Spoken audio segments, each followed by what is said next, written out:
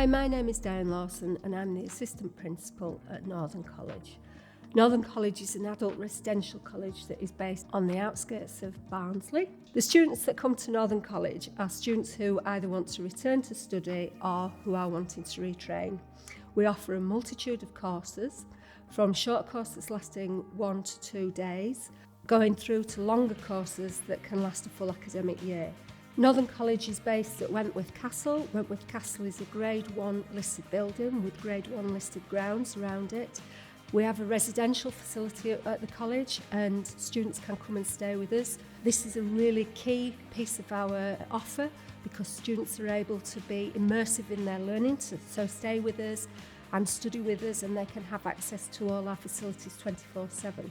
The college also has a commercial arm, and the commercial arm is our arm of sustainability, which encourages us to think about being sustainable in terms of developing our business side to support our education and academic side.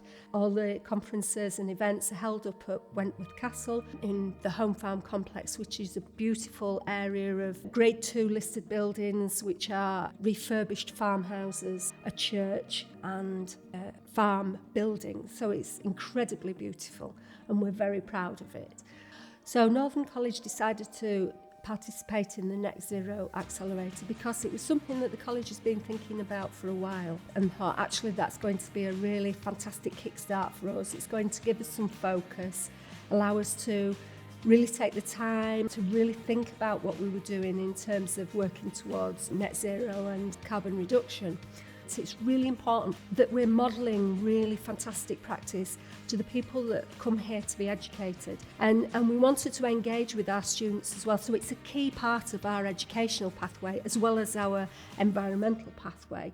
And we wanted to somehow meld the two together along with our commercial arm to create this culture, if you like, of sustainability, where everybody's thinking about it.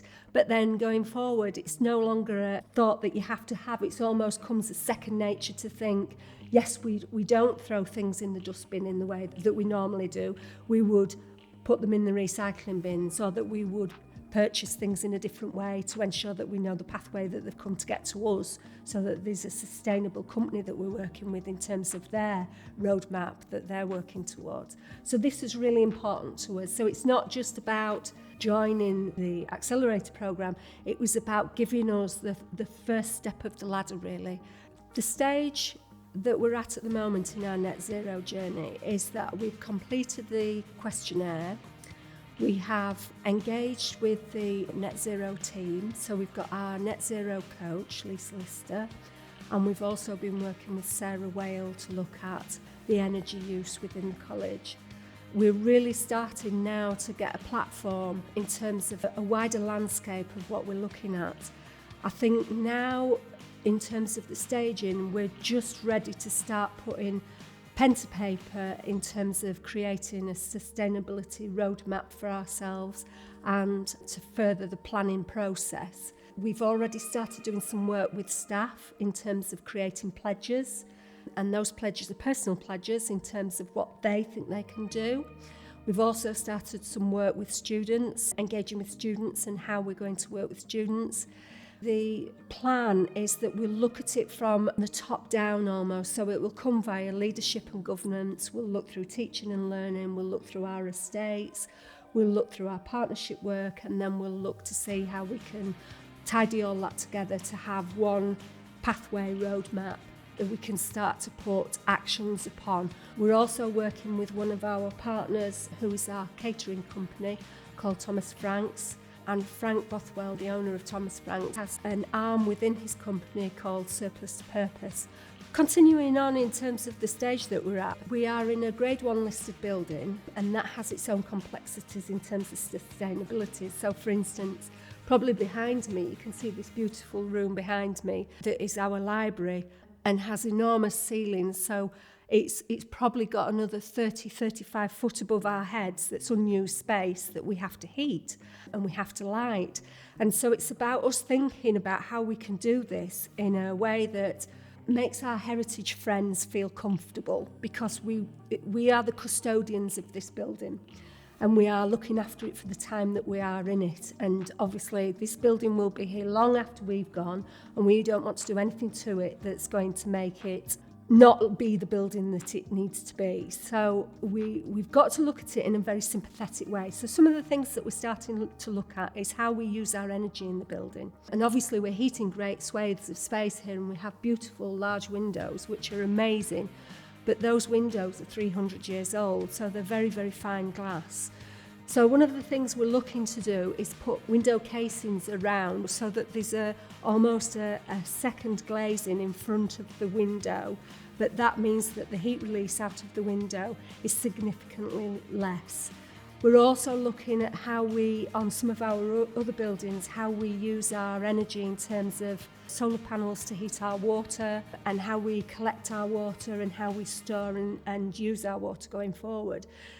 So they're all things that we need to be looking at, and we're on that pathway already. We're going to be doing a piece of work with a company that Andrew Rowley has kindly passed to us to do an energy audit, and this energy audit will allow us to see where we are using the most energy. We can hazard a guess at the moment, obviously, because each building has its own energy efficiency, so we know where our energy is being placed, but it's much more detailed. That it's going to give us a detailed profile in terms of the times of year that we use our heat and energy within each building. What we find in our buildings is that in winter it's a very drafty building because of the big open spaces, because we've large windows, because our doors are so big and they don't fit flush as other doors would. And those are things we can't change, but there are ways in which we can ensure that that energy efficiency is at its best possible that we can. Our grounds surrounding us are looked after by the National Trust, and we have a tripart relationship with the National Trust and Barnsley Council. And we're working with the National Trust to look at offsetting our carbon footprint by planting trees within the estate. These 300 plus acres of estate out in the grounds, and we're looking with the National Trust to see how we can put some planting in to work out where we can offset some of our energy costs. We're also working with our energy companies to come in and do more assessments. Obviously, one of the big issues for us at the moment is the hike in prices in terms of energy prices. So it's good practice anyway, but it also is going to help us in terms of the enormous bill rise that we've had, which I think is something like 328% we've had in terms of bill rise. In terms of our commercial aspect, we have been working with Surplus to Purpose, who use surplus food and repurpose it. So we've already had one event where we invited all our commercial partners to come in for a free event. In terms of our catering contract, because Thomas Franks have already done a piece of sustainability work, we're now working with them, and they've already got their roadmap in place, and we're now looking to model some of the practice within the college. So for instance, we use a product that appears to look like plastic, but actually it's a biodegradable product. So if it's a single-use product, it can go in and it can biodegrade within waste. So that means that we're not using the levels of plastics that we previously were using. Waste is a really important part of what we think about here, and as part of that we're looking around biodigesters and working with the Trust and Thomas Franks. Biodigesters will take away all our food waste and will go to create fertiliser, which we will be able to use in our horticultural courses. The next stage for Northern College and Net Zero is that we're going to create the roadmap. We're going to work with PEP GB Limited to look at the energy audit. I will be presenting papers to board in the autumn term about the profile of what we're going to be doing going forward, and hopefully we're fingers crossed going to go for 80% carbon reduction by 2040. Northern College is finding the Net Zero programme absolutely amazing. It's just brilliant. The support we've had from Lisa and Sarah and Andrew and Kevin and the team has just been amazing. It's really helped that we've had this external support. Clearly, Net Zero, it's a government-led initiative, and it's certainly an initiative that colleges and educational establishments are being encouraged to engage with. But because we've got such a strong partner in Barnsley, it feels like we're not in this on our own. In education, quite often you get distracted by things that are happening. We're here to educate people, and that is the right and proper distraction we should have, because we should be looking to educate our students. And sometimes things like Net Zero might not always be in the forefront of your mind, but because you're working with an external partner who is really gently but proficiently supporting you in a way that says, come on, what are you doing next? Where are you going with this? Have you completed this? Tell us about that you've said that you're going to do. What is the time frame for you doing that? Where are you going next with this? This time of year for colleges, it's budget time, and we're putting together all our budgets for next year, and we're in planning ready for next year. And in that now is all the sustainability work that we're doing.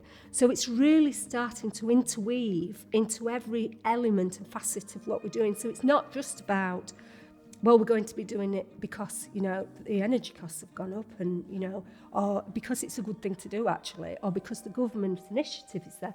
It's because we've got this team around us supporting us to do something that actually we already wanted to do. So we're holding hands with somebody who's a great partner, and we're very fortunate. I would say to businesses in Barnsley, if they were thinking of considering Net Zero for their companies, to absolutely do it. It may feel like a difficult thing to tackle, especially if you're a company that uses lots of energy, or you've got a very diverse company.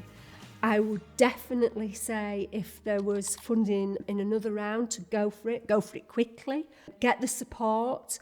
The support is second to none. I think it's really important to model to your workforce that sustainability isn't just about the company doing something. We all have a responsibility. It's not just about corporate responsibilities. It's about modelling the type of company that you want to be. And that company is not just a successful, financially profitable company. It's about being ethical and about being sustainable and about being at the front of this roadmap that the whole country needs to get on board with.